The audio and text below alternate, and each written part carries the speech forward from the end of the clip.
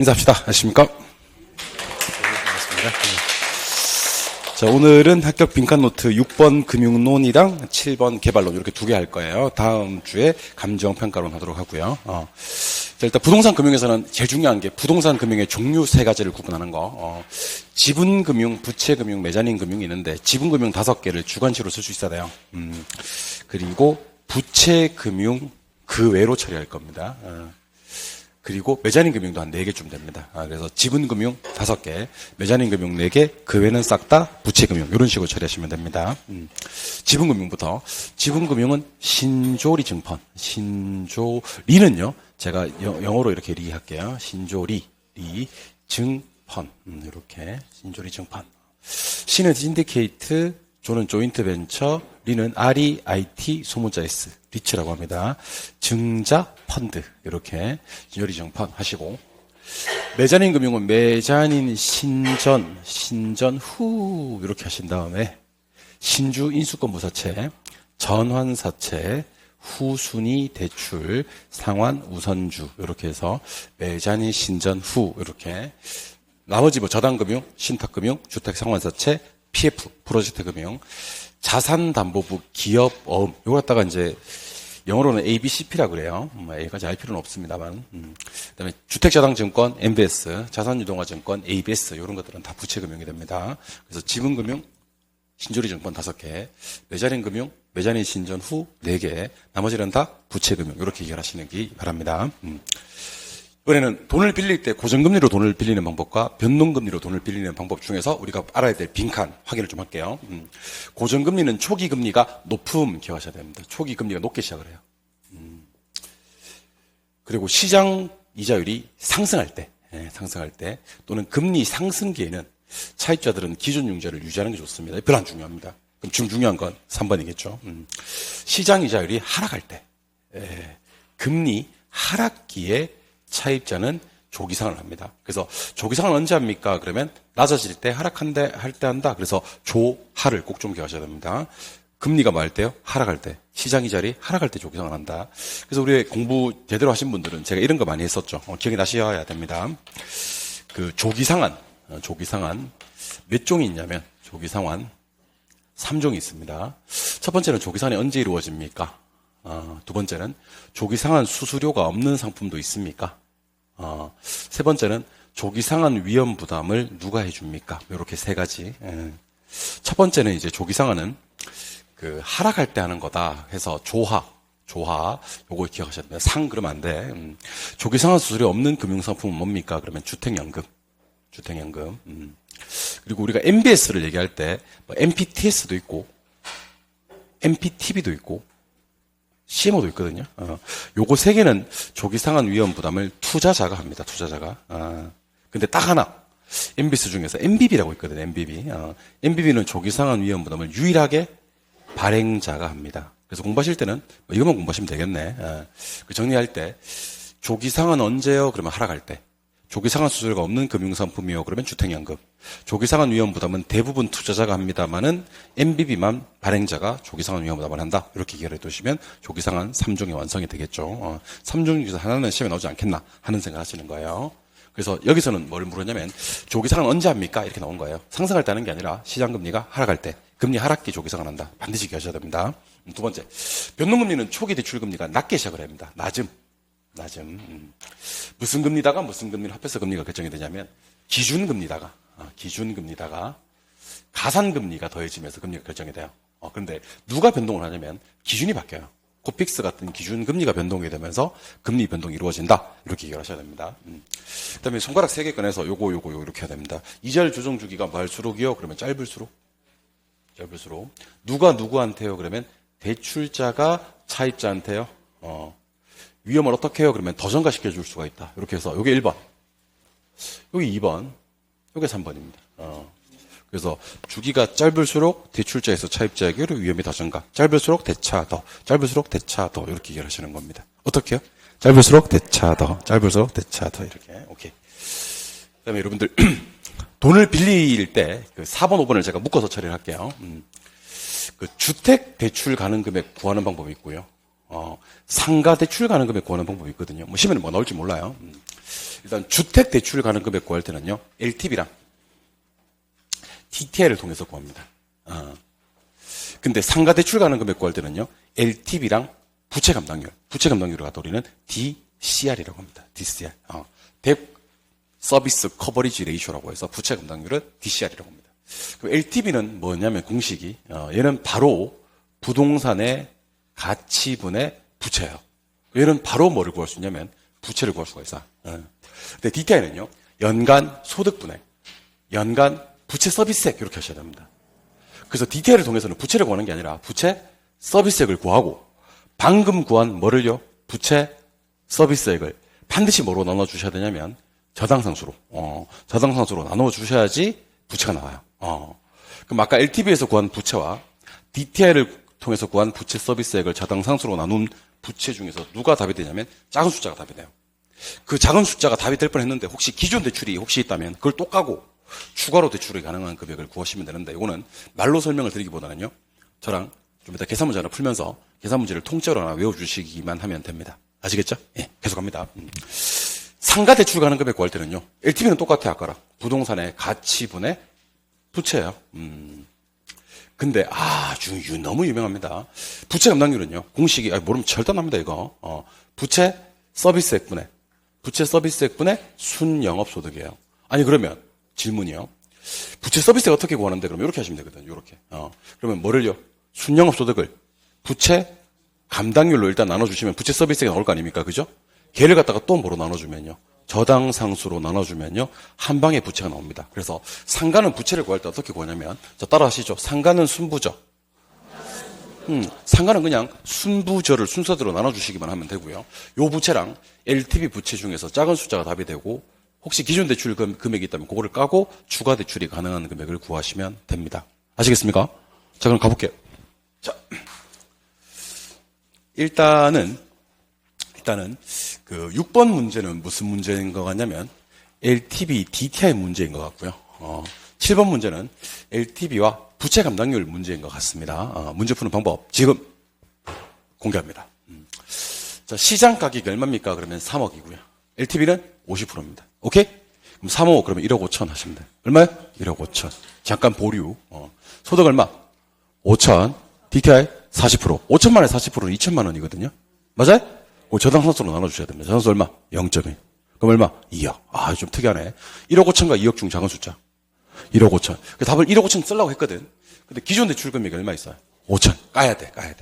그 까고 추가로 대출이 가능한 금액은 얼마? 1억. 이 문제 답은 1억이 되는 그런 문제가 됩니다.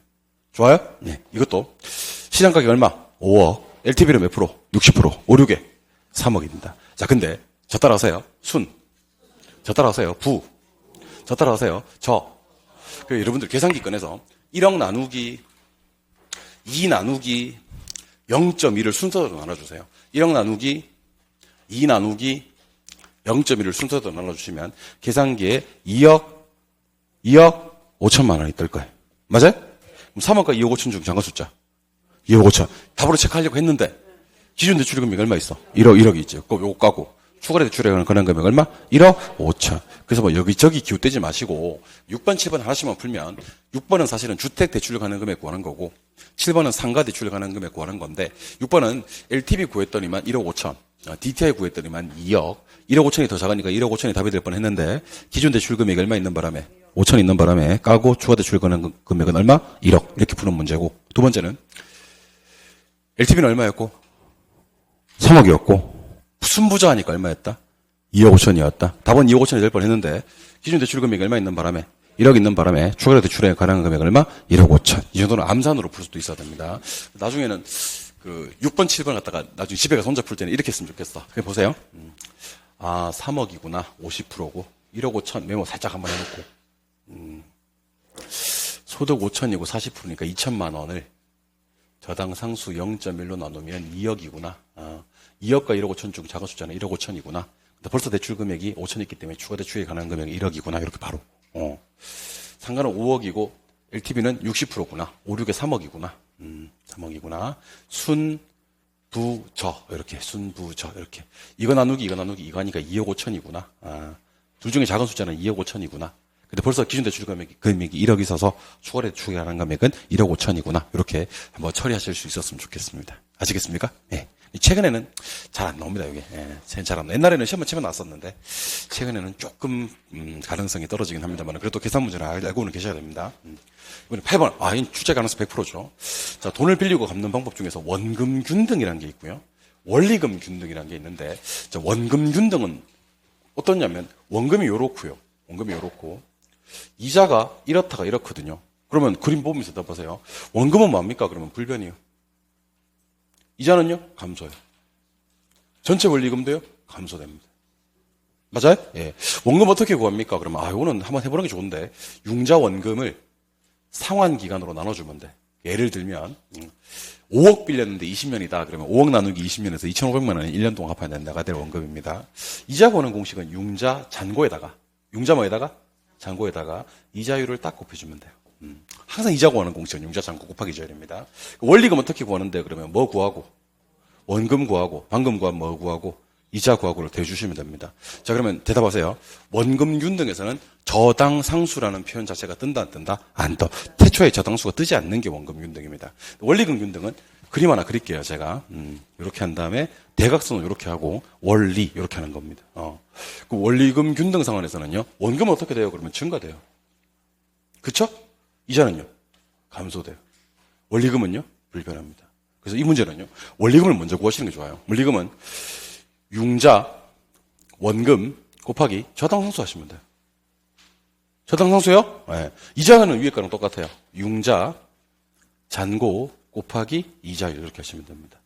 그러니까 원금 어떻게 구하는데 그러면 방금 구한 뭐에다가 원리금에다가 방금 구한 뭐를요? 이자를 빼버리면 원금이 나오는 겁니다. 그러니까 저당 상수를 통해서 원리금을 구하는 것은요. 반드시 원리금 균등 상환 방식이다. 투자론 할 때도 배우셨습니다만은 원리금 균등 상환 방식으로 대출을 하는 가구가 상환해야 될 원리금을 구하는 공식을 우리는 저당 상수라고 한다. 이렇게 좀 기억을 해 주시기 바랍니다. 그래 놓고 이번에는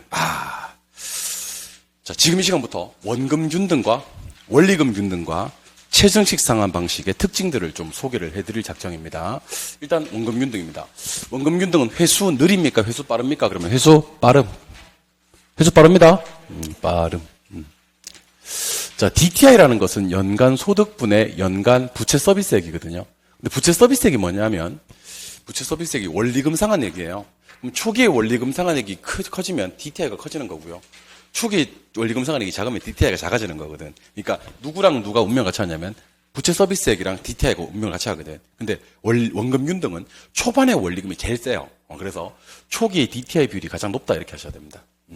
일정 기간이 지난 다음에 대출 잔액 남아있는 돈의 크기는 제일 작다라고 해야 됩니다. 왜냐하면 처음에 많이 갚았으니까 남아있는 돈의 크기는 작겠지. 총이자 은행에다 갖다 바치는 누적 원리금 상환액도 얘가 제일 작습니다. 가중평균 상환기간, 영어로는 duration 이렇게 얘기를 하는데 이 기간이 상당히 짧습니다. 짧음 이렇게 해야 됩니다. 짧음. 얘는 얼마만 지나면 되냐면 2분의 1이 지나면 딱 2분의 1이 갚아지는 방식입니다. 얘는 미래소득이 뭐 되는 거, 미래소득이 뭐 되는 감소. 칸이 한 칸밖에 없네. 한 칸 더 늘리면 좋겠다. 실수했네요. 미래소득이 감소될 것 같은, 미래소득이 감소될 것 같은 사람이 누구죠? 중장년층. 미래소득이 감소될 것 같은 중장년층에게 유리한 방식이 원금 균등이 됩니다. 그래서 이게 참 좋은 게 뭐냐면 여러분들이 시험에서 묻는 원금 균등을 정말 빠르게 대답하실 수가 있어야 됩니다. 자, 지울게요. 갑니다. 원금 균등은 회수 느림 빠름, 초기 DTI 낮음 높음, 잔금이 차지하는 비율이나 아니면 대출 잔액은 높아요, 낮아요? 낮아요. 은행에다 갖다 바치는 총이자 누적 원리금 상환액은 제일 작고요. 가중평균 상환기간 길어요, 짧아요? 짧고. 얼마 지나면 얼마 갚아져요? 2분의 1 지나면 2분의 1 갚아지고. 미래소득이 뭐 되는? 칸이 하나 더 필요하겠다, 그지? 미래소득이 감소될 것 같은 무슨 층에게? 중장년층에게 유리하다. 특히 요거 이자 구하는 공식을 꼭 한번 써보셔야 됩니다. 이자 구하는 공식은. 자, 따라합니다. 융자 원금 빼기. 상환 원금 곱하기. N-1회차. 곱하기. 이자율. 요게 무슨 말인지 꼭 정확하게 알아야 됩니다. 그래서 은행에서 빌린 돈이 있을 거야. 그거 빼기. 1년 내에 갚아나가는 원금이 있을 거야. 그거 곱하기. N-1회차. 9회차면 얼마? 8 곱하고 13회차 때는 12 곱하고 17회차 때는 16을 곱하면 됩니다. 좀 더 계산 문제를 풀 때 한번 적용하면 됩니다. 곱하기 이자율인데 나중에 계산할 때는요. 요걸 먼저 하고 요걸 두 번째로 하고 요걸 세 번째로 해서 마이너스 계산으로 풀이를 할 겁니다. 원리금 균등은 그렇지 않습니다. 얘는 얼마가 지나면 3분의 2가 지나야 2분의 1이 갚아집니다. 그러니까 절반만 지나도 절반이 갚아지는 방식은 뭐고요? 원금 균등이고 3분의 2가 지나야지 절반이 갚아지는 방식이 원리금 균등입니다. 혹시 지금 요거 제가 세 개 답을 좀 알려드릴 건데 요거 답이 정리가 안 되시는 분들은요. 왜 안 되지? 라고 생각하지 마시고 반드시 해당 부분의 기본서를 보든 요약집을 보든 강의를 보든 해야 됩니다. 아마 요게 정리가 안 되시는 분들은 정리가 안 되시는 분들은 그 수업이 이해가 안 된 거야. 안타깝지만 제가 지금 빈칸 노트에서 이걸 설명해 드릴 수는 없어요. 설명해내봐! 하지 않을 거예요. 그러면 여러분들 진도 못 나가는 거예요. 아시겠죠? 이거는 어느 정도 그래도 기본 그 개념 정도가 돼 있는 사람들을 대상으로 수업을 한다고 생각합니다. 제가 진행을 하고 있습니다. 선생님 그런 수업인지 몰랐는데 이번 시간 마치고 집에 가세요. 난 처음인데 집에 가셔야 도움이 안 돼. 자, 갑니다. 1회차 원금은요. 융자 원금에다가 곱하기 저당 상수에다가 이자율을 빼주면 돼요. 저당 상수에다가 저당 이자가 아니고 저당 상수에다가 이자율을 빼주면 돼요. 2회차 원금은 방금 구한 1회차 원금이 있을 거 아닙니까? 그죠? 1회차 원금에다가 곱하기 1 플러스 R 이자율을 하시면 돼요. 3회차 원금은 몇 회차 원금에다가 방금 구한 2회차 원금에다가 곱하기 1 플러스 이자율 이렇게 하시면 되는 겁니다. 그래서 만약에 제가 3회차 원금을 한꺼번에 구해봐 그러면 이렇게 하시면 됩니다. 잘 들어요. 융자 원금 곱하기 가로 열고 저당 상수 빼기 이자율 곱하기 1 플러스 이자율 곱하기 1 플러스 이자율 그래버리면 한 번에 3회차 원금까지 가는 겁니다. 한 번만 더. 3회차 원금 어떻게 하냐면요. 융자 원금 곱하기 가로 열고 저당 상수 빼기 이자율 곱하기 1 플러스 이자율 곱하기 1 플러스 이자율 해버리면 3회차 원금까지 한 번에 간다는 것도 알고 계셨으면 좋겠습니다. 이걸 지금 여러분들 중에서 고개를 끄덕끄덕하면서 듣는 사람이 있고 그렇지 이런 사람이 있고 뭐래니? What? Sorry? 뭐 이런 분들이 계십니다. Pardon? 이런 분들 그런 분들은 해당 파트를 반드시 강의를 좀 보시고 오셨으면 좋겠습니다. 알겠습니까? 안타깝습니다. 계속 갑니다. 최정식은 점증식 그러기도 하는데요. 이놈은 초기에 부해상환이라는 게 발생할 수가 있어요. 부해상환. 그리고 원금 균등과는 다 반대입니다. 초기에는 DTI 비율이 가장 낮고요. 잔금이 차지하는 비율은 가장 높아요. 얘는요. 은행에다 갖다 바치는 누적 원리금 상환액도 가장 커요. 가중평균 상환 기간도 가장 장기입니다. 이놈은요. 미래소득이 뭐 될 것 같은 증가될 것 같은 젊은 층에게 유리합니다. 그래서 더 이상 미래소득이 중요한 게 아니고 이제는 미래소득이 증가가 될 것 같은 사람이요. 그러면 뭐가요? 최정식이 맞지만 미래소득이 감소될 것 같은 사람이요. 그러면 그는 뭐예요? 원금 균등이 되는 겁니다. 그래서 미래소득도 중요하지만 미래소득이 어떻게 될 것 같은 그런 표현들도 꼭 좀 기억을 하셔야 될 것 같아요. 오케이? 그리고 나서 제가 이렇게 공부하는 거 기억하고 계시죠? 자, 따라해보세요. 원원체. 물론 가운데는 원리금 균등입니다. 초반에 사간액이 큰 순서, 초기에 DTI 비율이 높은 순서 그러면 원원체 세팅해놓고 부동은 무슨 쪽? 왼쪽 이렇게 하시면 되죠. 은행에다 갖다 바치는 총이자 납부액이나 잔금이 가장 큰 거 그러면 반대 이렇게 하시면 됩니다. 자, 근데 끝판왕이 하나 있습니다. 끝판왕이. 자, 상환 기간 내내 이자만 갚다가 원금은 만기일에 일시불로 갚는 방식이 있습니다. 방금 제가 소개해드렸던 원금 균등과 원리금 균등과 최정식은요. 정도의 차이가 있어서 그렇지 어쨌든 원금이자 같이 갚아나가는 방식입니다. 갚아나가는 돈에는 뭐도 있고 뭐도 있다? 원금도 있고 이자도 있습니다. 그런데 만기 일시상환이라는 것은요. 말 그대로 상환기간 내내 이자만 내다가 원금 만기일에 일시불로 갚는 방식이거든요. 이놈 끝판왕이에요. 그럼 이놈은 금융기관 이자 수입이 가장 높아요. 잔금이 한 개도 안 까지기 때문이겠죠. 가중평균 상환기간이 가장 짧다, 가장 길다. 가중평균 상환기간은 은행 측에서 접근하시면 되거든요. 가장 길어요. 그래서 어떻게 공부하시면 되냐면, 자, 보세요.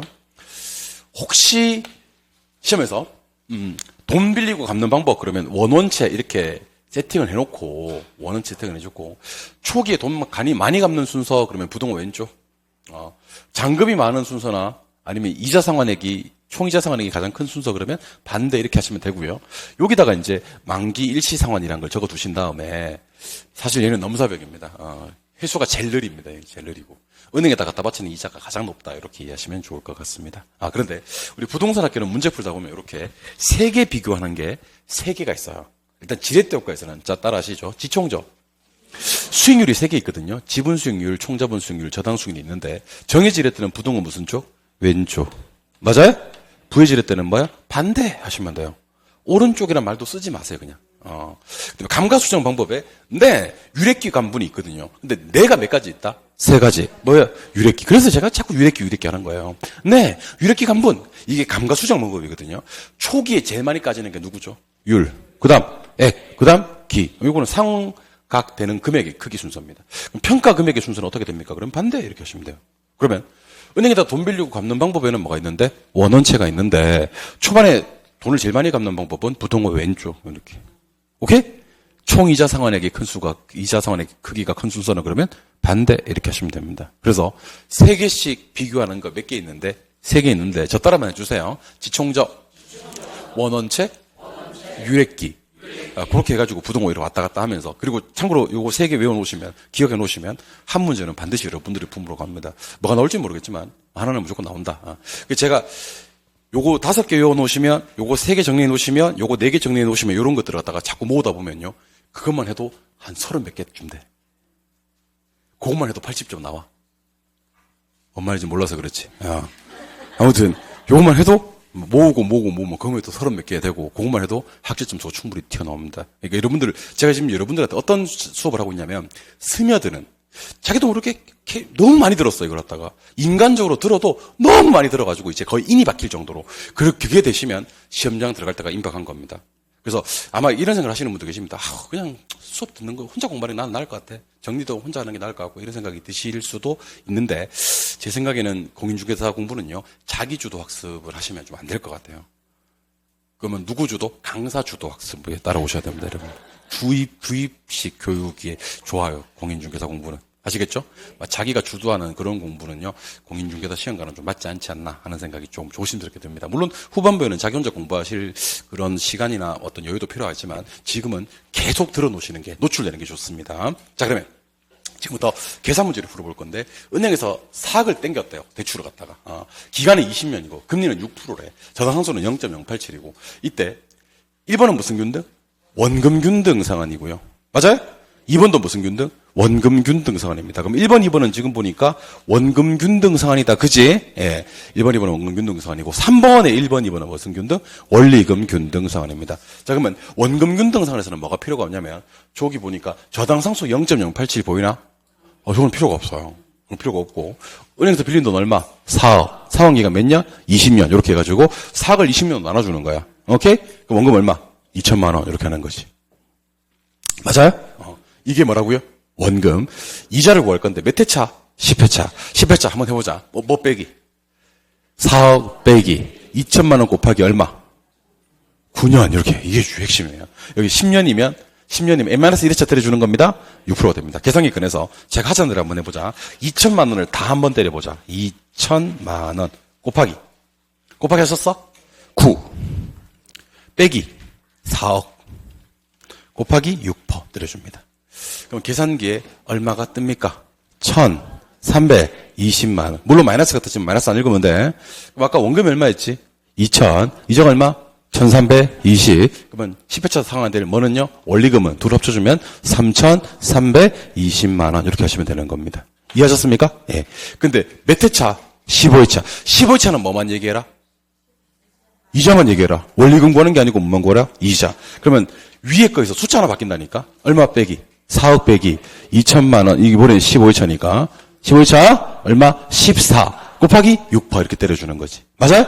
이건 얼마냐면 2천만 원 곱하기 14 빼기 4억 곱하기 6% 때리면 계산기에 720만 원이 뜨고요. 혹시 15회차도 원리금 구하라 그러면 아까 원금이 얼마였으니까 2천이었으니까 2,720만 원이 원리금 상환하게 된다. 이렇게 처리하시면 됩니다.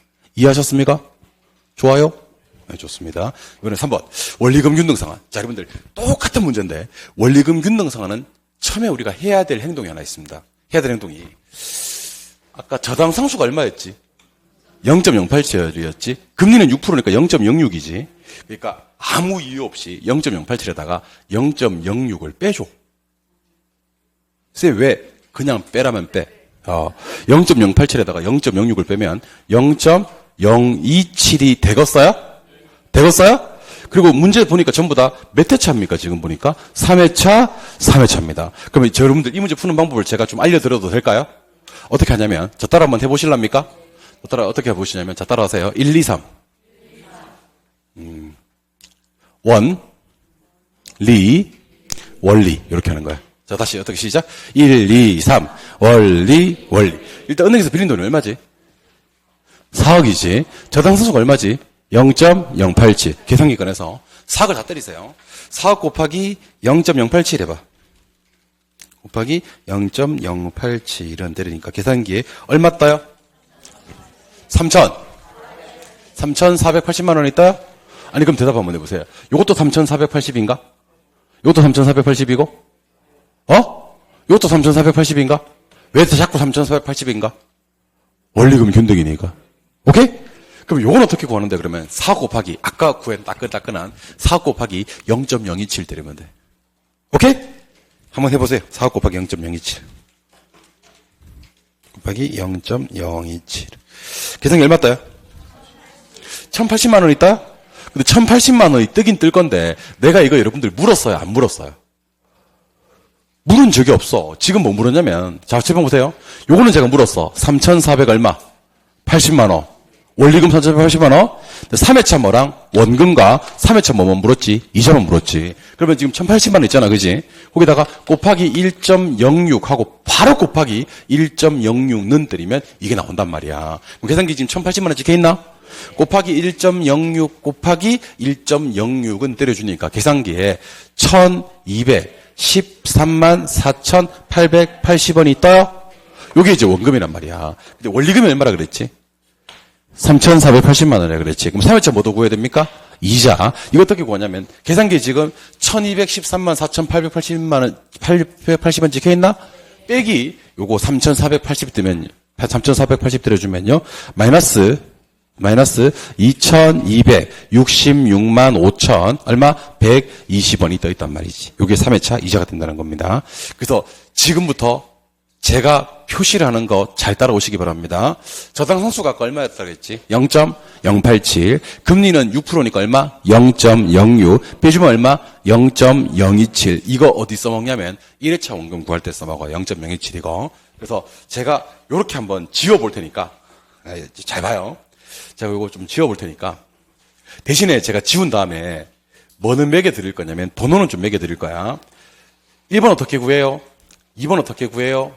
3번 어떻게 구해요? 4번 어떻게 구해요? 5번 어떻게 구해요? 이렇게 물을 거야.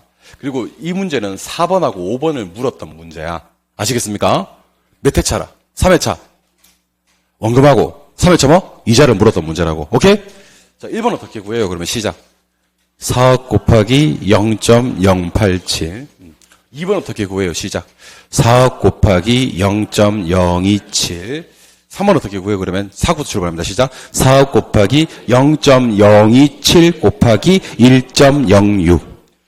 4번 이거 어떻게 구해요? 그러면 4억 곱하기부터 출발합니다. 시작. 4억 곱하기 0.027 곱하기 1.06 곱하기 1.06는 때리면 됩니다. 오케이? 그러면 결과값이 나올 거 아니야, 그지? 5번 어떻게 구해요? 그러면 방금 구한 거에서 빼기 1번 하시면 됩니다. 오케이? 이해했는지 못했는지 봐야 되겠다. 1번. 4억 곱하기 0.087. 2번. 4억 곱하기 0.027. 3번. 곱하기 1.06. 곱하기 1.06. 빼기 1번. 이렇게 하시면 됩니다. 빼기 1번. 이렇게 하시면 됩니다. 1번 왜 구했는지 알겠죠? 그래서 보시면, 자, 봐봐. 다 이유가 있다니까. 다 이유가 있다니까. 처음에는 뭐 곱하기 4억 곱하기 0.087에서 뭐부터 구하고 1번부터 구하고 지금 1번이 없긴 없다. 지금 없는데 4억 곱하기 0.087에서 1번부터 구하고 그 다음에 4억 곱하기 뭐에서 0.027 곱하기 1.06 곱하기 1.06에서 2번, 3번, 4번 구하고 오케이? 다시 빼기 뭐에서 3,480에서 나머지 이것도 구하게 되는 그런 문제입니다. 이해하셨습니까? 예. 벌 수 있어야 되고요. 계속 해봅니다. 여러분들 한국주택금융공사를 뭐라 그래요? HF라 그래요? HF가 하는 일 주관식으로 한 번만 연습하시면 좋을 것 같아요. 한국주택금융공사는요, 보금자리론하고요. 보금자리론하고 적격대출이라는 걸 일단 공급을 해요. 그다음에 주택연금을 보증합니다. 그다음에 각종 주택보증 업무를 합니다. 그리고 유동화증권이라고 해서 MBS와 MBB 발행을 우리나라에서는 한국주택금융공사를 통해서 합니다. 다른 건 다 까먹더라도 이 두 가지. 무슨 보증과? 주택연금 보증과 MBS, MBB 발행을 우리나라에서는 누가 한다는 거? 한국주택금융공사가 한다는 것을 반드시 기억해 주시기 바랍니다. 다른 거 다 까먹더라도 뭐하고 하는 거? 주택연금과 유동화증권, MBS, MBB 발행하는 것을 한국주택금융공사에서 한다는 것을 꼭 좀 기억해 주셔야 됩니다. 계속 갈게요. 주택연금, 요거는 이것만 공부해 놓으면 돼요. 다른 거 공부 안 해도 돼. 이것만 공부하자. 자, 주택연금은 신청자가 소유자 또는입니다. 또는 및 아니야 및. 또는 배우자가 몇 세 이상? 55세 이상. 오케이? 그럼 둘 중에 한 분만 55세 이상이기만 하면 되겠네. 그다음 무슨 가격? 공시가격 얼마? 12억. 이거 12억 이하의 주택입니다. 9억 아니에요? 12억. 시가예요? 공시가예요? 9억에 12억이에요. 12억. 그리고 노인복지주택 때? 노인복지주택 되고. 복합용도의 주택 중에서 주택으로 쓰이는 면적이 얼마 이상이거나 2분의 1 이상이거나 무슨 목적의 오피스텔? 주거 목적, 전입신고되는 오피스텔. 임여금이 생겼을 때는 상속인한테 배당합니까?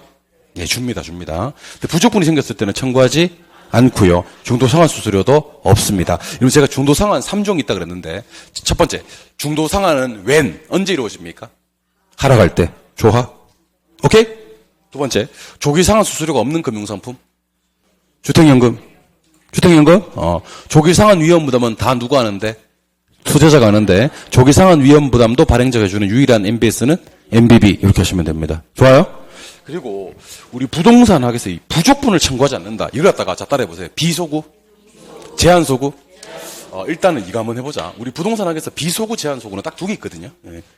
따라해보세요. 비소구, 제한소구. 자, 일단 그 공통점은 뭐냐면 청구하지 않는다는 거예요. 맞지 않는다? 청구하지 않는다. 자, 근데 무슨 연금에서는? 주택연금에서는 초과 지급된 금액이 있을 거 아닙니까? 초과 지급된 금액을 청구하지 않습니다. 누구한테? 상속인한테. 맞아요? 이게 주택연금의 비소구 금융이고. 그리고 혹시 PF 아세요? PF? PF는 자, 잘 들으셔야 됩니다. 프로젝트 회사도 있고요. 프로젝트 사업주도 있거든. 프로젝트 뭐가 있고? 회사, 프로젝트, 사업주. 자, 잘 들어. 사업주가 돈 빌렸어요? 회사가 돈 빌렸어요? 회사가 빌렸어요. 사업주 장비는 부채가 한 푼도 안 떠. 맞아요? 그럼 회사가 사업하다가 부도가 났어. 누가 부도가 났다고? 회사가 부도가 났어. 그러면 금융기관은 사업주한테 가서 돈 달라고 할 수가? 그게 비소구 금융이에요. 그러니까 프로젝트 누구한테? 프로젝트 사업주한테 상환 청구를 할 수가 없다. 그래서 여러분들은 자꾸 뭐 비소구만 하지 말고 뭔지 알아요. 비소구도 의미가 있지. 뭔지 모르고 맨날 비소구래. 비소구 뭐예요? 그러면 그런 게 있어. 비소구 막 그런다니까. 주관식으로 얘기할 수 있어야 된다니까. 주택연금이 비소구라는 것은 누구한테요? 초과 지급된 부분에 대해서 부족분을 누구한테? 상속인에게 청구할 수 없다. 이게 비소구고요. 프로젝트 금융은 누구한테? 사업주한테 청구할 수가 없다. 이게 비소구. 참고로 이 부의금융도 있거든. 무슨 금융? 부의금융도 방금 제가 지금 소개해드리고 있는 프로젝트 파이낸싱에 대한 설명은 맞습니다, 여러분들. 그런데 부의금융은 다른 말입니다. 자, 돈을 빌렸습니다. 근데 회사 장부에 부채가 떠야 안 떠요? 회사 장부에는 부채가 떠요. 아시겠습니까? 이건 어떻게 보면 당연하고. 누구 장부에? 그렇지. 이게 부의금융이야. 사업주 장부에 부채 표시가 되지 않는다. 이게 부의금융이라니까. 오케이? 그 자꾸 부의금융이든 비소구 금융이든 여러분들 회사가 중요한 거야? 사업주가 중요한 거야? 사업주가 핵심이라니까? 여러분들 지금부터 제가 하는 얘기가 뒤에 가서 배우긴 할 건데 저한테 대답해봐. 프로젝트 파이낸싱은 비소구이기도 하고 부의금융이기도 하죠? 근데 지금 제가 얘기하는 게 뭔지 얘기해보라고. 돈을 암만 많이 빌려도 회사 장부에 부채가 뜨지 사업주 장부에 부채가 안 뜨는 건 무슨 금융? 이거는 부의금융이에요. 그럼 부의금융은 누가 좋은 거야? 사업주가 좋은 거야. 돈 아무리 많이 빌려도 사업주 장부에 부채가 한 푼도 안 된다니까? 사업주 장점? 두 번째, 사업이 청산, 부도, 실패해버렸습니다. 오케이? 회사한테 청구할 수 있어, 없어? 청구할 수 있어, 얼마든지. 사업주한테 청구할 수가 없는 게 이게 뭐예요? 비소구 또는 제한소구 금융이라고 합니다. 이해하셨습니까? 그러면 돈을 갖다가 전부 다 받아내지는 못하겠네. 그럼 금융기관은 안정적이야, 부실해져. 채권의 수가 곤란해지니까. 그러니까 PF 대출은 돈 떼기 딱 좋은 형태의 금융이다라는 것도 기억을 하시고, 그거는 비소구 금융 때문이다라는 것도 알고 계셨으면 좋겠다는 얘기입니다. 이해하셨죠? 예. 그래서 요거 아까 누구한테 청구 못한다는 거냐면 부족분을 상속인한테 청구하지 못하는 게 비소구입니다. 기억을 하시고요. 이번에는 저당의 유동화에 대해서 얘기를 한번 해보도록 하겠습니다. 마음의 준비를 좀 하세요. 저당 유동화는 1차 저당 시장이 있는데 요거는 누구와 누구 사이에서 이루어지는 시장이면 수요자하고 금융기관 사이에서 이루어지는 시장입니다. 오케이? 요거는 여러분들 자금 대출 시장이라 그래요. 자금 뭐? 대출. 저당 채권이 형성되는 시장입니다. 그러니까 저당권이 만들어지고 있다 이렇게 이해하시면 돼요. 그래서 잽에서 1차란 말과 똑같은 말들을 좀 알려드려도 될까요? 자, 1차는 등장인물 두 사람. 누구와 누구? 수요자와 금융기관. 자금이 공급돼요? 대출돼요? 대출. 저당권이 유동화돼요? 형성돼요? 형성. 이걸 몇 차? 1차. 오케이? 1차 등장인물 두 사람 알겠어요? 1차의 동의어 알겠어요? 저당권이 처음으로 형성되는 시장 알겠어요? 그럼 1차에서 저당권이 형성되면 2차로 가면 저당권이 유동화돼요. 저당권이 뭐 된다? 유동화. 얘는 자금 공급 시장이라 그래요. 뭐요? 자금 공급. 요거는 대출기관, 금융기관 해도 되는데 시험에 나올 때는 대출기관으로 나오더라고. 대출기관과 투자자 사이에서 이루어지는 시장입니다. 뭐? 투자자. 그러면 여러분들 1차에서만 나오는 등장인물은 누구야? 수요자. 2차에서만 나오는 등장인물은 투자자. 대출기관은 1, 2차에 걸쳐 있어. 양다리 걸치고. 수요자는 몇 차? 1차. 수자자는 몇 차? 2차. 그 문제 풀다가 1차 뜨면 누구 있는지 봐. 수요자. 혹시 투자자 있잖아? 그러면 X. 2차 뜨면 누구 있는지 봐. 투자자. 혹시 수요자 있잖아? 그러면 X. 동요도 기억하셔야 됩니다. 1차는 자꾸 자금이 공급된다 그러면 돼? 안 돼? 안 돼. 1차는 자금이 대출돼. 2차가 1차 쪽으로 자금이 공급되는 거지. 맞아요? 저당권이 만들어지는 시장은 몇 차? 1차. 만들어진 저당권이 사고 팔리는 유동화되는 시장은 몇 차? 좋아요. 그래서 1차 다시 갑니다. 1차는 수요자와 금융기관, 자금, 대출, 그 다음에, 얘는 저당권 형성. 2차는 대출기관과 투자자, 저당권, 유동화, 자금, 공급, 이렇게 하는 겁니다. 그리고 여러분들 유동화되면 좋은 일이 발생해요? 나쁜 일이 발생해요? 좋은 일. 그래서 답을 외운다는 느낌보다는 좋은 거 한번 얘기해볼까? 자가주택 소유 비중이 증가되는 게 좋은 거 아닌가? 주택 건설이 촉진되고 주거는 안정되고 대출 여력이 확대되고 유동성이 증가되고 유동성 위험이 감소되는 게 좋은 것이. 그래서 시험에서 유동성이 감소된다 그러면 돼, 안 돼? 안 되고 자가주택 소유 비중이 감소된다 그러면 돼, 안 돼? 안 되고 그런 것들이 시험에서 틀리게 나오는 문장들입니다. 아시겠습니까? 좋아요. 이번에는 자 따라해보세요. 부동산 증권. 자, 부동산 증권에는 지분증권과 부채증권이 있는데 우리 이거 주관식으로 쓸 수 있어야 됩니다. 자, 다시 한번 대답해 보죠. 부동산 증권에는 뭔 증권과 뭔 증권이 있어요? 지분증권과 부채증권이 있는데 지분증권에는 뭐가 있어요? 신조리 한번 대답해 볼까? 신디케이트, 조인트 벤처. 이리치는 멋지게 영어로 한번 써볼까? REIT 소문자 S. REIT 소문자 S. 리얼 에스테이트 인베스트먼트 트러스트. 그러니까 발음 괜찮았어요? 오늘 괜찮았어? 고맙습니다. 발음이 생각보다 괜찮았구나. 그럼 안 해. 두 번 안 해. 아무튼, REIT 소문자 S 리츠까지를 해서 지분증권. 시험에도 반드시 부동산 투자회사 리츠는요, 우리말로 리츠 이렇게 나오기보다는요, REIT 소문자 S로 나올 거예요. 우리말로는 오히려 부동산 투자 회사 이렇게 나올 겁니다.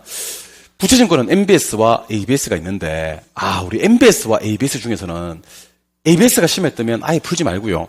MBS만 풀면 돼요. 뭐요? 주택저당증권만. 오케이? 그래서 우리 이런 얘기 한 적이 있는데, 여러분들 혹시 학자 중에서 허프라는 학자 아세요? 허프의 확률 모형이라고 있었나? 그리고 방금 부동산 증권에는 뭔 증권과 지분증권과 부채증권이라는 게 있었나? 그 다음에 여러분들 주택조합이라고 들어본 적 있습니까? 세 가지가 있긴 합니다. 여러분들 허프의 확률 모형에서 확률을 결정하는 게 세 개야. 수와, 거리하고, 면적하고. 맞아요? 지분증권은 신디케이트, 조인트 벤처, 리츠, 주택조합은 지역주택조합, 직장주택조합, 리모델링 주택조합 이렇게 하시면 됩니다. 그래서 저 따라 한번 해보세요. 수거면, 신조리, 지직리. 점포수, 점포와의 거리, 점포 면적이 허프의 확률명에서 확률을 결정하는 것이고요. 지분증권 세 가지는 뭐죠? 신디케이트, 조인트 벤처, 리츠고요. 주택조합의 종류 세 가지는 뭐죠? 지역, 직장, 리모델링. 그래서 요거는 제가 뒷감당은 제가 할 테니까 나올 때마다 하면 외워져. 여러분들 무슨 면에 무슨 리와 무슨 리가 있어요? 수거면에 신조리와 지직리가 있어요. 이렇게만 기억해 주시면 됩니다. 그래서 당연히 신디케이트, 조인트 벤처, 리츠는 지분증권이고요. MBS, ABS는 부채증권인데 우리는 뭐 보기로 했다? MBS. 7번. MBS는 또다시 종류가 무슨 형태가 있고? 지분 형태가 있고 또 채권 형태가 있고 또 혼합 형태가 있습니다. 지분 형태가 뭐죠? MPTS. 채권 형태가 뭐죠? MBB. 혼합 형태가 뭐죠? MPTB와 CMO. 저 따라가세요. 저원이 콜초. 저원이 콜초. 저원이 콜초가 MPTS는요. 222XX 하시면 됩니다. 뭐라고요? 222XX. 그럼 천천히 대답해봐. MPTS는 저당권, 채무불이행 위험 누구? 투자자. 원리금. 투자자. 조기상환이요. 투자자. 콜방어. 안 되고. 초과담보 필요 없다. 가지고 문제 몇 개 풀고 나면 외워줘 이거. 오케이? MBB는 발발발 55. 발발발 55. 채무불이행. 저당권 누구? 발행자. 원리금. 발행자. 조기상환 위험도. 발행자. 콜방어. 되고. 초과담보도 있어요. 마지막 저원의 콜초. MPTB와 CMO는 발투투X 세모. 요거 따로지. 발투투X 세모. 저당권은 발행자. 원리금은 또 투자자. 조기상환 위험 부담도 투자자. 그래서 MPTB와 CMO는 좀 특이한 게 채무불이행 위험은 누가 하고요? 발행자가 하고요. 조기상환 위험은 투자가 합니다. 콜방은 안 되고 초과담보는 중간 정도가 있습니다. 얘는 그 혼합형인데 그 중에서 CMO라는 것은요. 이런 말이 나와주면 돼요. 만기와 이자율이 다양한, 다른, 상이한 이런 말이 나와주면 CMO에 대한 설명이 맞습니다. 오케이? 그래서 우리 조기상환 3종이 완성된 것 같은데 자, 잘 보세요. 조기상환 3종. 조기상환은 상승할 때, 금리 상승할 때예요, 하락할 때요? 하락할 때. 조기상환 수수료 없는 금융상품은 주택연금. 조기상환 위험 부담은 싹 다 누가 하는데? 투자자가 하는데, 조기상환 위험 부담을 발행자가 하는 건 뭐가 유일하다? MBB가 유일하다, 이렇게. 그래서 다시 한 번 더 해보겠습니다. 자, 부동산 증권에는 먼 증권과 먼 증권이 있는데, 지분증권과 부채증권이 있는데, 지분증권에는 뭐가 있죠? 신조리가 있습니다. 오케이? 신조리는 셋 다 지분 맞나? 지분. 그런데 신디케이트와 조인트 벤처는요. 직접 투자라 그래요. 무슨 투자? 직접 투자. 아니 지금 그러면 신디케이트와 조인트 벤처가 구분이 안 되는데 안 돼요. 둘 다 지분 투자이고 직접 투자거든. 근데 투자자가 다수면 신디케이트고요. 소수면 조인트 벤처예요. 오케이? 리츠는 아예 간접 투자로 가버립니다. 무슨 투자? 간접 투자. 그리고 얘는 상법상 주식회사이기 때문에 투자자가 가장 다수입니다. 오케이? 그래서 문제 푸시다가 잘 들어요. 지분, 직접, 다수 그러면 뭐예요? 신디케이트. 지분, 직접, 소수 그러면 조인트 벤처. 지분, 간접, 제일 다수 그러면 리츠가 되는 그런 내용입니다. 아시겠어요? 그래서 한번 봅시다. 신디케이트는 우리말로는요. 투자자 모집형 그러기도 하고요. 투자자들의 합동 조합이라고 하기도 합니다. 그 다수란 말이 나와줍니다. 다수의 투자자가 전문가의 경험을 통해서 공동의 부동산 프로젝트를 수행하는 건데 참고로 투자자들은 유한 책임 사원이고요. 개발업자는 무한 책임 사원이다. 투유 이렇게 암기해 놓으시면 좋을 것 같습니다. 그러니까 이번 시험에서도 반드시 나올 만한 건 2번에 프로젝트 금융이라고 해서 PF하고 3번에 부동산 투자회사 리츠 요 내용들은요. 빈칸을 메꿔주시면서 반드시 한번 정리를 해보시면 좋을 것 같습니다. 아시겠죠? 자, 프로젝트 금융부터 갑니다. 프로젝트는 세 글자로 뭘 담보합니까? 좋습니다. 사업성 봅니다. 언제 발생할? 장래 발생할 미래 현금 흐름과 사업 자체의 자산에 근거해서 자금 조달하는 겁니다. 그래서 사업성 나와주면 제일 좋고요. 발생할 거는 그러면 미래 발생할 거, 장래 발생할 거 이런 말이 나와주면 됩니다. 오케이? 두 번째는요. 프로젝트 파이낸싱에서 가장 중요한 게 바로 2번과 4번이거든요. 2번부터 가보죠. 2번은 무슨 금융 해도 되고요. 비소구 금융 하셔도 되고 또 제한 소구 금융 하셔도 됩니다. 맞아요? 프로젝트가 실패했을 때 프로젝트 누구한테? 이거 주관식으로 써야 됩니다, 이거. 프로젝트 사업주한테 청구를 못 합니다. 그래서 프로젝트가 많은 순간, 부실해지는 순간, 채권의 수가 된다, 안 된다? 곤란해집니다. 맞아요? 그럼 금융기관이 부실해질 수 있다, 없다? 있다. 금융기관 망한다는 거. 이거 시험 어떻게 나오냐면, PF 대출은 비소구 금융이기 때문에 프로젝트가 실패해도 금융기관의 채권 회수는 영향을 받지 않는다 이렇게 나와요. 채권 회수가 곤란해집니다. 오케이? 두 번째, 자금관리는 시공사가 직접 관리합니까? 시공사로부터 독립된 계좌로 관리됩니까? 독립된 계좌로 관리된다 하셔도 되고요. 위탁 계좌로 관리된다 하셔도 되고요. 이걸 좀 유식한 말로 에스크로우 계좌로 관리가 된다 하셔도 됩니다. 독립 계좌, 위탁 계좌, 에스크로 계좌. 좋습니까?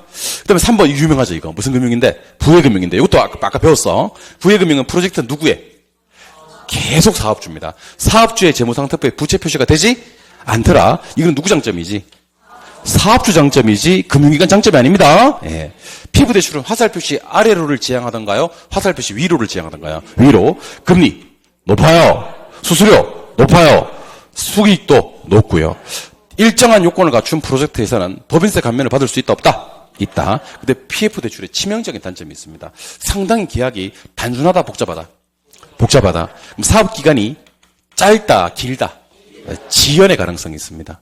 그 다음에 이해 당사자들 간의 어떤 이해관계를 조정하는 것이 좀 뭐하다? 곤란하다, 복잡하다, 지연된다, 이해관계를 조정하기가 곤란하다 이런 말에 놔주면 됩니다. 이해하셨죠? 예. 이번에는 PF로 가도록 할게요. PF가 아니고 리치로 가도록 할게요. 리치는 3개 뭐이면서? 지분이면서 또 간접이면서 또 다수의 투자자가 존재한다고 하시면 됩니다. 우리가 수험생들이 공부는 하고 싶은데 뭘 공부해야 될지 모르시는 분들, 이런 분들이 빈칸 노트를 공부하시면 됩니다. 지금 리치에서는 뭘 공부하는데 이거 빈칸 메꾸면 된다니까. 얼마나 좋은지 몰라요. 빈칸 메꾸면 공부 끝. 공부 끝나는 거야 그냥. 못 메꿔서 그렇지. 메꾸면 끝. 오케이? 자 보자.